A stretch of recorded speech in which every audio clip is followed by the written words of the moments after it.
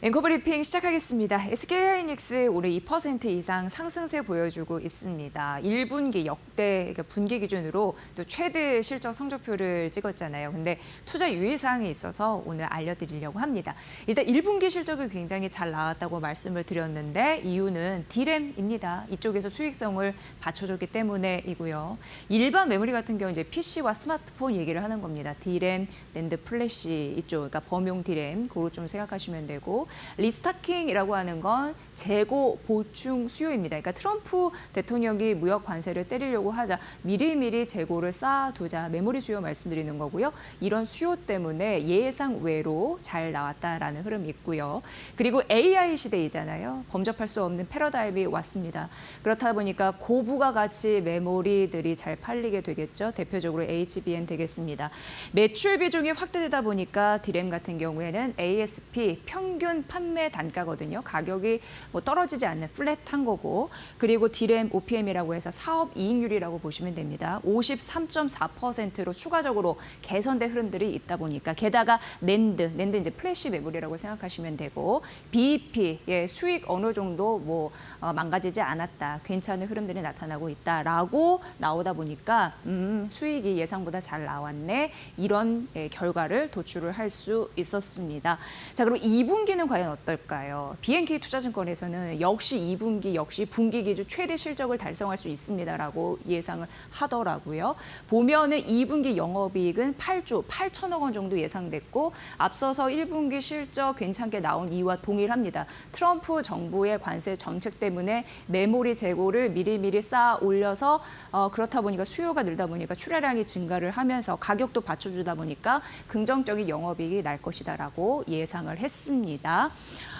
그런데 문제는 BNK 투자증권에서 목표 주가를 오히려 낮췄습니다. 이거 왜 그럴까? 이런 부분을 좀 생각해 봐야 되는데 목표 주가 기존 31만 원이었는데 25만으로 낮춘 흐름들이 있습니다. 그래서 두 가지로 좀 나눠서 살펴보도록 하겠습니다. 긍정적인 부분, 이거는 웬만큼 증권사에서는 대부분 의견이 좀 모아지더라고요. 뭐 SK하이닉스는 아시다시피 HBM의 경쟁력 우위에 있는 상황이고요. 1분기 같은 경우에도 D램 뭐 호황이 있었잖아요. 뭐 가격적인 부분이나 출하량 부분이나 재고 쌓는 거 그런 부분이 있다 보니까 점유율이 상승할 것이다라는 긍정적인 흐름들 있습니다. SK하이닉스에서도 컨퍼런스 콜에서 이런 얘기를 했습니다. 미국 빅테크들 AI 경쟁이 심화가 되면서 앞으로 우리는 HBM을 더 많이 팔 가능성이 있습니다라고요. HBM 수요가 2배 정도 늘 가능성이 있습니다. 이렇게 얘기를 했습니다. 하지만 문제는 최종적으로 수요가 불투명하다는 데에는 마이너스 점수를 줄 수 있다라고 얘기를 하고 있는데 이 얘기인즉슨 미국이 품목적으로 관세를 때리거나 상호 관세를 부과하거나 아직은 관세가 불확실하다는 면을 얘기를 하고 있습니다. 그래서 SK하이닉스 역시 동일 선상에서 우리는 관세 불확실성이 있기 때문에 무엇보다도 공급망 안정성 확충에 신경을 쓰겠다라고 얘기를 했습니다. 이 부분까지 살펴보시면 될 것 같고요. KB증권에서 다음 페이지 보면은 하반기에 불확실성 요소가 있다라고 얘기는 하더라고요. 그래서 SK하이닉스 앞으로 주가 흐름 봤을 때 이 조기 불확실성을 불확실성을 조기에 해소하는 게 굉장히 중요하다고 얘기를 했습니다. 그래서 세 가지 포인트를 바라라는 의미에서 참고사항으로 설명을 해드리면요. 일단 구글이 4월 25일, 그리고 메타와 마이크로소프트가 5월 2일, 아마존이 5월 2일 실적 발표를 하는데 실적 발표 이후에 AI 설비 투자가 긍정적인 방향으로 될 것인지 그 실적 가이던스 유지가 될 것인 그 여부를 봐야 된다라는 흐름이고요.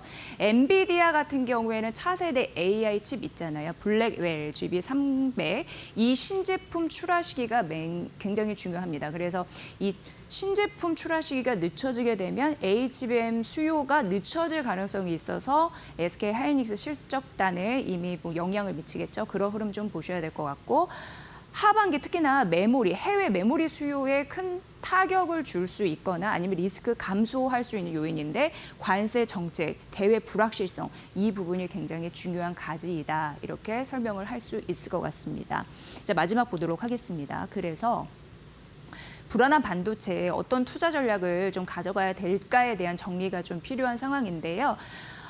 다행히 뭐 앞서서도 뭐 반도체는 긍정적이다라고 얘기한 게 바로 이 얘기인 것 같아요. 메모리 반도체 세계 3강구도 깨지지 않을까에 대한 흐름들. 일단 삼성전자, SK하이닉스 그리고 마이크론이 있습니다. 그래서 뭐 자동차나 철강 관세 때리는 거에 비해서 반도체는 상대적으로 자유롭다.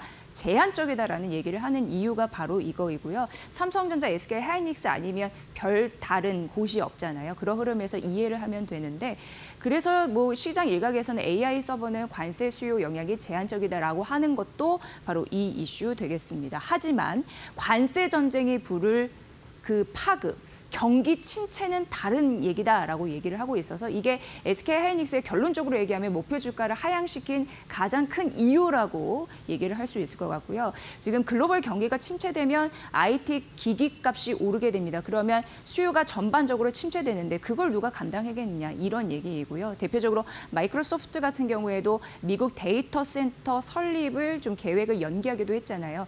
일정상에서 같이 보시면 될 것 같습니다. AI 붐은 쉽게 꺼지진 않을 것 같아요. 그런데 문제는 글로벌 경기 침체입니다. 관세가 부를. 이거는 얘기가 다르다고 하니까 SK하이닉스 생각하실 때 투자 유의사항 정도로 참고를 해보시면 될 것 같습니다. 앵커 브리핑 마무리하겠습니다.